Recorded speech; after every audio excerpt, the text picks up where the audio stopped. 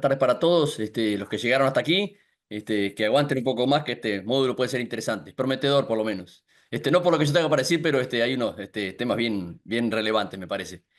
Primero que nada, agradecerle a Teresa, a José Luis y a Edgardo, los organizadores y a todos los que estuvieron atrás de eso, que me consta que organizar este tipo de actividades da mucho trabajo.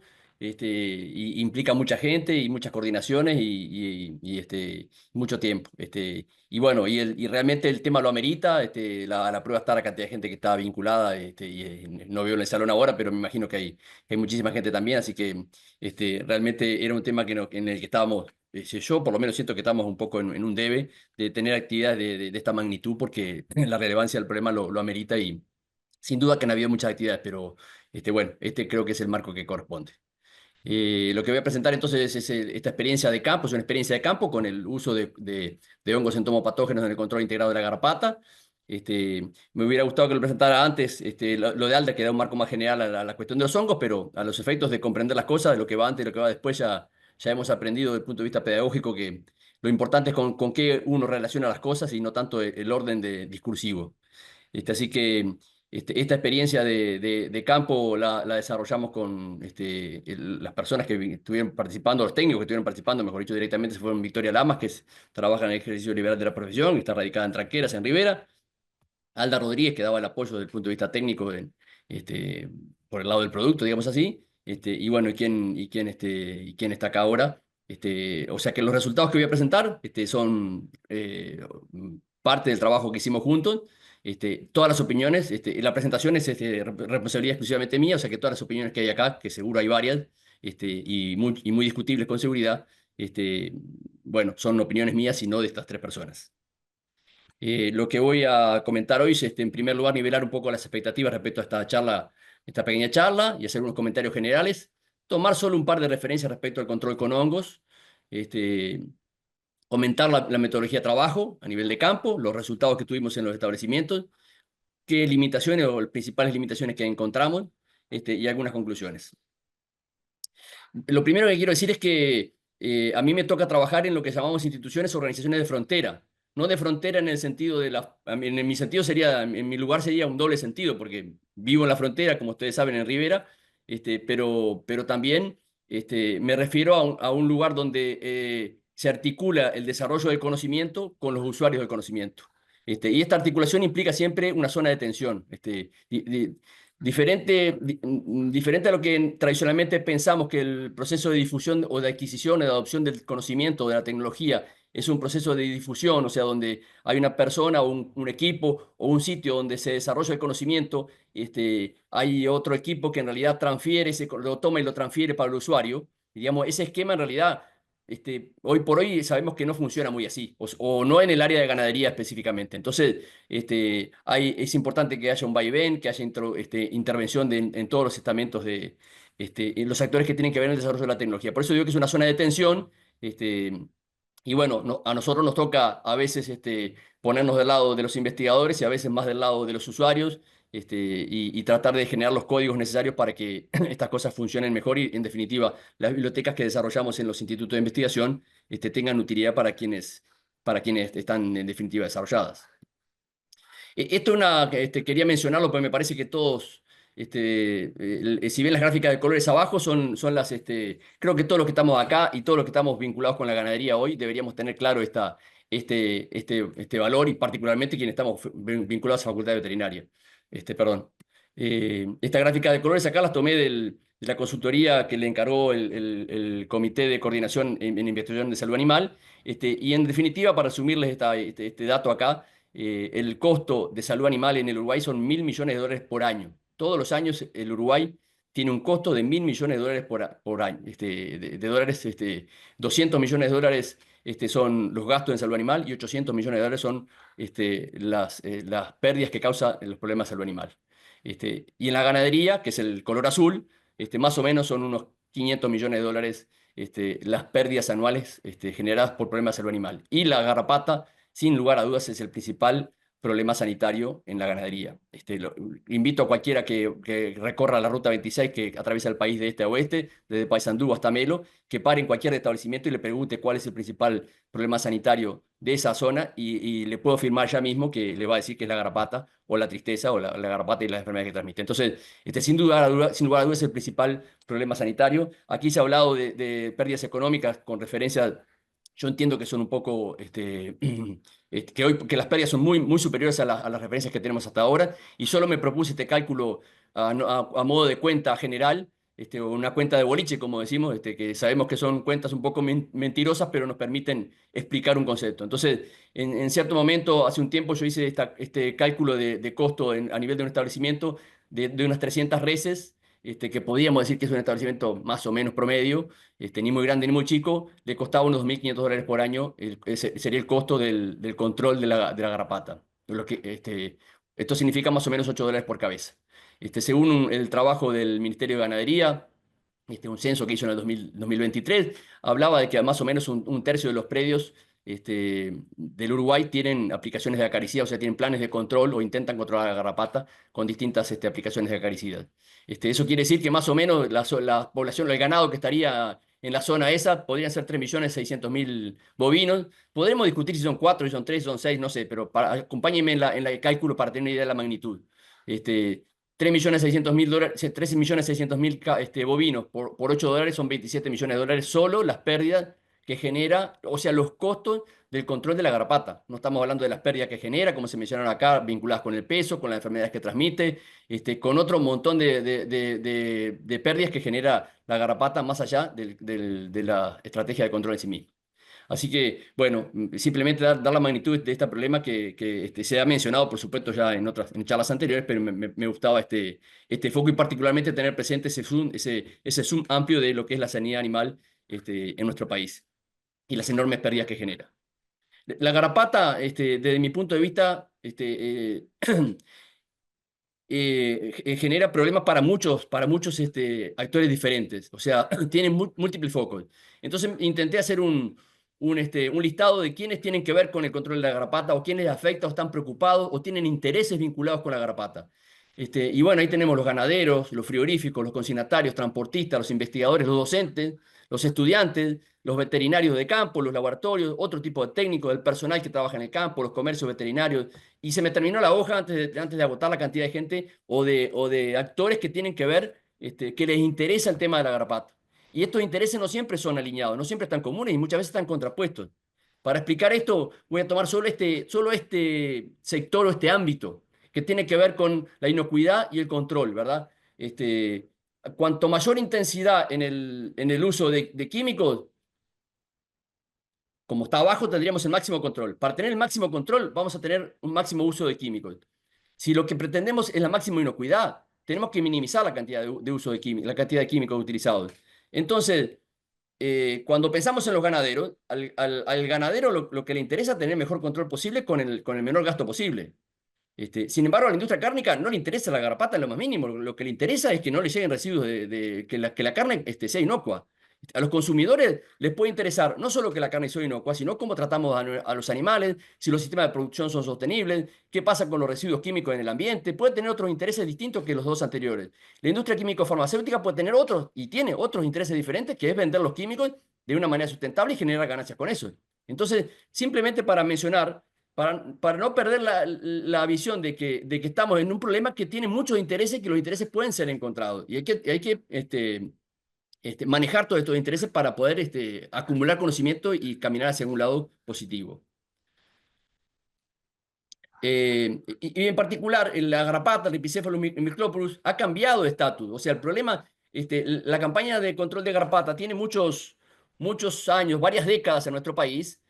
Sin embargo, el problema actual es muy distinto del problema que había antes. Y me refiero antes particularmente, yo identifico un salto grande a partir del 2017. El 2016, como mostraron ya anteriormente la doctora Baigorria, aparecieron residuos de carne de productos que podían estar vinculados con el control de la garrapata en carne de Estados Unidos. Eso generó un gran revuelo. El ministro le calentó las orejas a todos los veterinarios del ministerio y eso generó un gran revuelo y una gran movida.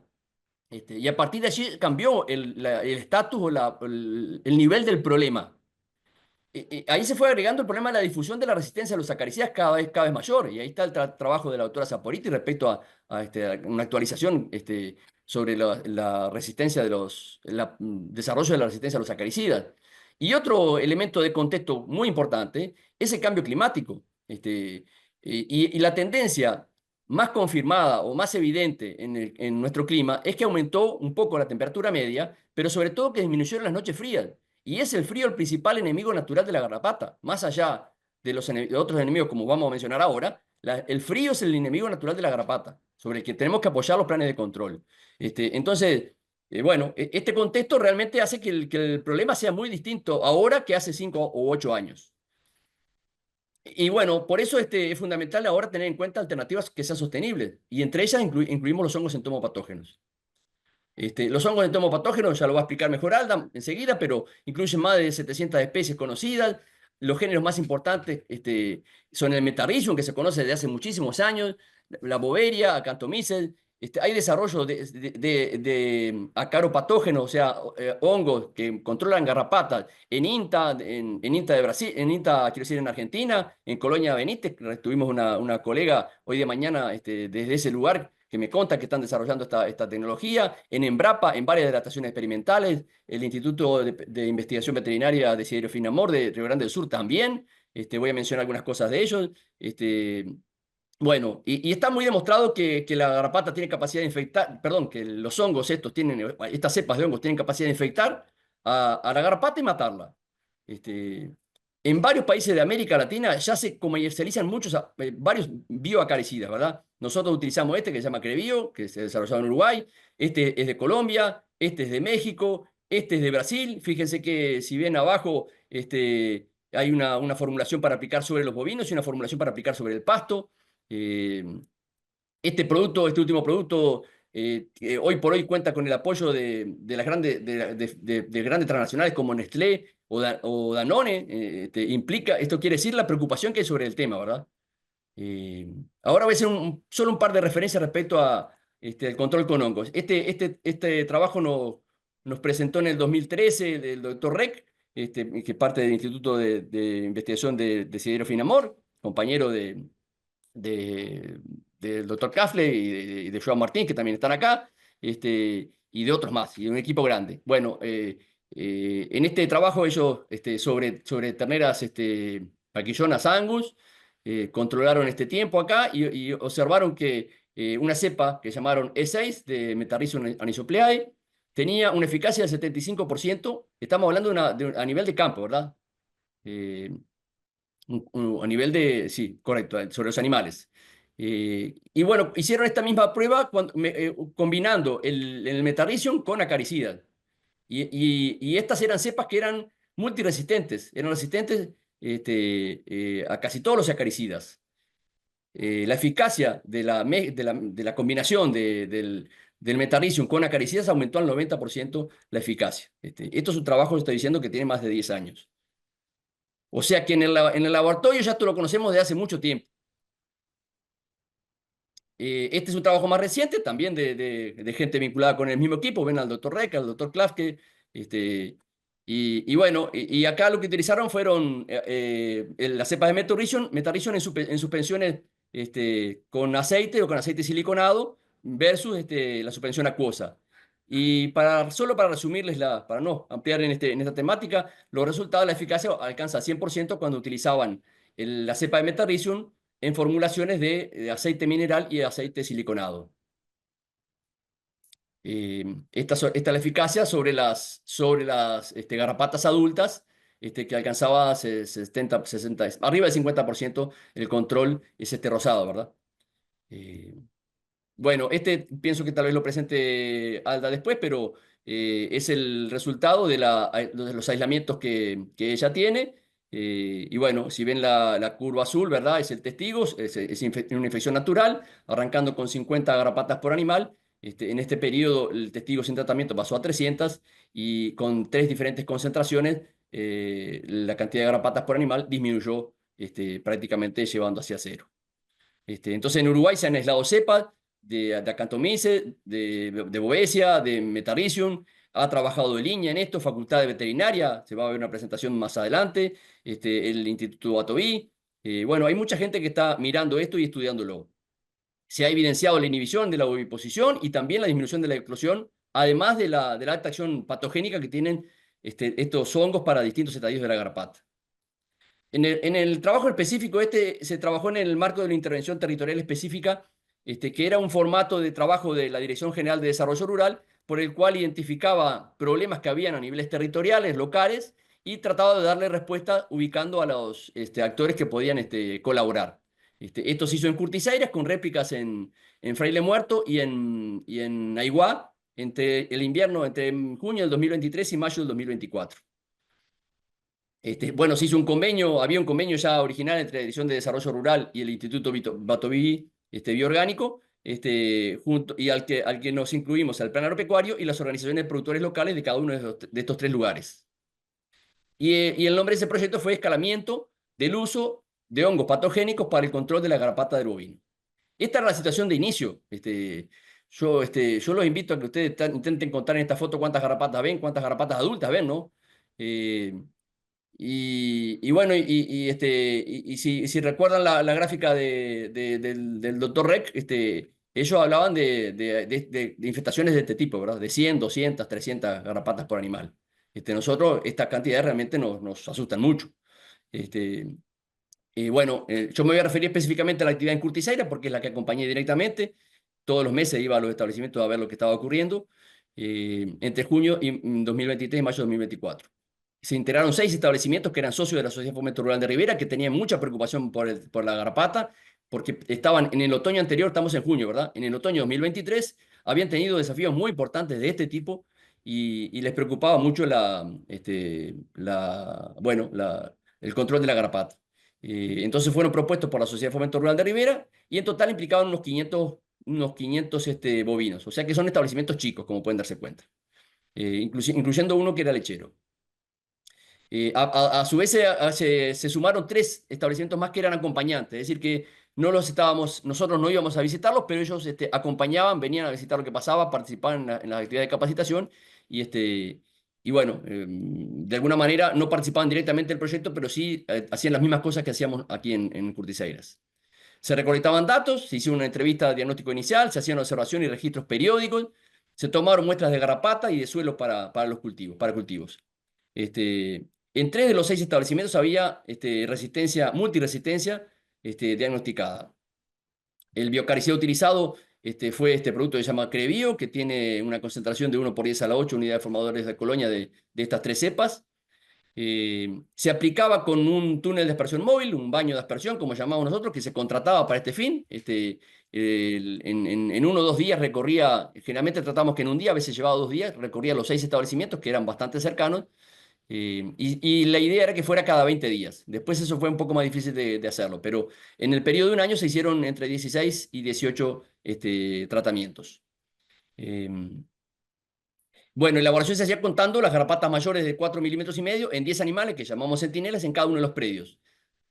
Todas las garrapatas, no el emirado como suele hacerse, la rutina es hacer un solo lado, contábamos todas las garrapatas de los 10 animales, 7 a 10 días luego del baño. Se hace 7 a 10 días luego del baño porque es el tiempo aproximadamente en que se empiezan a manifestar los efectos patogénicos de los hongos sobre las garrapatas. Y bueno, ¿qué encontramos? Bueno, esto es un momento, en la foto ven un tipo de aplicación, el baño que se contrataba, ¿verdad? La carga parasitaria se mantuvo media o baja en todos los casos, en todos los establecimientos durante prácticamente todo el año. Ahora les voy a mostrar un poquito más eso con detalle. Es decir, que normalmente había menos de 15 garrapatas, en el techo había 15 garrapatas por animal. En enero hubo condiciones ambientales muy desfavorables para el hongo, o sea, muy baja humedad ambiente, alta insolación, que llevaron a un aumento de la parasitosis.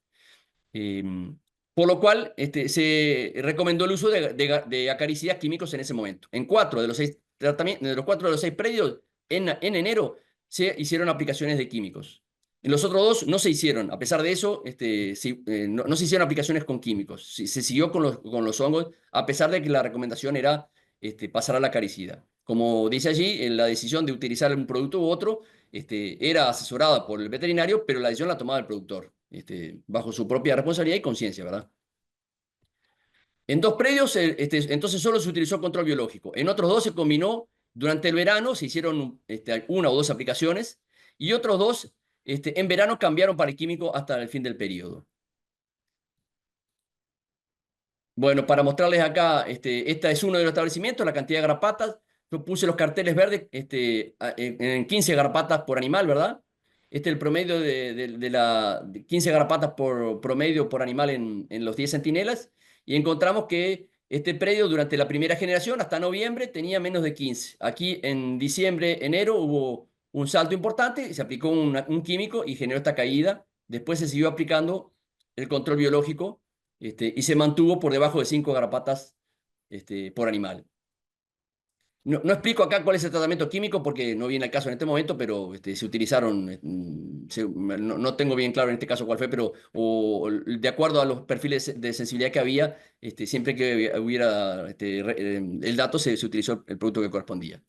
Evitando la ivermectina y el fipronil particularmente por su toxicidad sobre las poblaciones de hongos. Este es otro caso, ¿verdad? Lo mismo, arrancó una población más alta acá. Acá tuvo que utilizar un químico en el inicio porque había una población muy alta y después continuó con hongos, el tratamiento biológico. En el verano suspendió, hizo tratamientos químicos y siguió con hongos durante la tercera generación. Este es otro caso en el que había prácticamente un silencio durante la primera generación y hubo un aumento en enero-febrero y en marzo ya bajó de vuelta. Él siguió todo el año con control biológico, insisto, bajo su propia decisión, aunque nosotros cuando en febrero acá le recomendamos utilizar químicos, él decidió no hacerlo. Este es otro caso que también decidió utilizar solo químicos, solo control biológico, tuvo este repunte en marzo, pero nunca utilizó químicos. Estos 4 productores continúan el año siguiente, o sea, entre el 2024 y el 2025, continuaron utilizando el control biológico. Eventualmente, en el verano, algunos utilizaron químicos, pero continúan con esta metodología de trabajo. No voy a presentar más los datos porque me parece que eso ilustra qué es qué es lo que se puede esperar o lo que nosotros encontramos utilizando este tipo de control. Las limitaciones principales que encontramos es que no manejamos un grupo de control o testigos, porque era un trabajo a nivel comercial. Y eso realmente nos genera un poco bueno, nos queda una pata un poco renga. Eh, la otra cuestión es que el clima y los residuos químicos son una cuestión residuos químicos me refiero a los equipos. Cuando utilizamos el mismo equipo para aplicar químicos que para utilizar la aplicación con hongos, los residuos químicos pueden ir en contra, los residuos químicos que quedan en el equipo pueden ir en contra de la eficacia y algún problemita con esto tuvimos. Y lo del clima también, todos sabemos que cuando hay que bañar, cuando hay que hacer aplicaciones con baños, los periodos lluviosos nos juegan en contra y nos hacen que se posterguen las aplicaciones y eso fue lo que ocurrió. Y después otra cuestión importante es que cada predio tiene un manejo distinto y a la hora de coordinar las actividades entre 6 predios distintos no siempre fue fácil, pero se consiguió hacer, ya digo, en todas las oportunidades entre 1 y 2 días todos los tratamientos. Como conclusiones generales podemos decir que el control biológico es una herramienta viable, porque mantuvo la población de garrapatas sobre los animales a raya, digamos así, mantuvo un control. eh, Puede combinarse con acaricidas en ciertas situaciones y con determinados acaricidas, aunque el costo no sería una limitante, porque el costo que nosotros sacamos era alrededor de $0,6 por animal, del producto me refiero, ¿verdad? La logística sí puede generar un problema porque, bueno, para productores chicos, el contratar este equipo puede ser costoso o tener un equipo manual puede ser oneroso o trabajoso. Entonces, bueno, la logística puede ser una dificultad para tener en cuenta una temática para trabajar. Y por supuesto la necesidad de tener más estudios controlados para poder apoyar esto. Y por último, no tiene que ver directamente con el hongo, pero para presentarle esta herramienta, porque puede ser de utilidad para algunos de los que están acá presentes, para ver la información, pero también para recabar datos si es necesario. Pienso en los investigadores o los estudiantes que tengan que trabajar en sus tesis. El Plan Agropecuario desarrolla una encuesta todos los meses, una encuesta más o menos a 500 productores que la responden voluntariamente, ganaderos de todo el país, y en esa encuesta, en abril encontramos que se entrevistaron 547, tuvimos 547 respuestas, y el 37% de ellos tenían garrapata en sus predios, más o menos 200, más o menos no, 200. 66 productores de esos 200 tenían garrapata este año, pero no el año pasado. Quiere decir que son casos nuevos. Por otro lado, 24 de esos 347 que no tienen garrapata tenían antes, pero ahora ya no tienen. Quiere decir que consiguieron eliminarla o controlarla. Entonces hay como un resultado medio negativo ahí, que hay que ver lo medio lleno, lo medio vacío. De alguna manera, hay más casos nuevos que los que se pudieron recuperar, pero sí podemos decir que los productores, o hay productores que manejan herramientas para controlar la garrapata. Y una cosa importante que acá se mencionó varias veces, de varias maneras, es que los productores no hacen los test de resistencia aun cuando sean gratuitos. Y esto es un tema que comparto con, empezó diciéndolo Leticia, es un tema que tenemos que encarar desde desde otro lugar, porque desde la voluntad del productor, desde la iniciativa o desde la demanda por el test, no vamos a tener la información que necesitamos para actuar mejor. Muchas gracias. Estoy a las órdenes, está mi teléfono, mi email y con gusto les comparto la información que acá, o amplío la información que acá está.